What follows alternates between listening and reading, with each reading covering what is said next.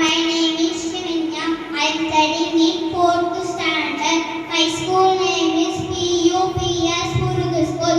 Today I am going to speak about Kamarajar, the great Kalvikarnai and kingmaker of Tamil Nadu.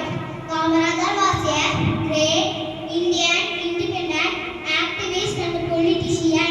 He was born on 15th July 1903 in Virudhunagar, a district of Tamil Nadu.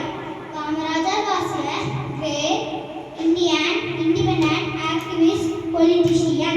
His parents were Maswami Naga and Sivagami Amman. Kamarajar's father died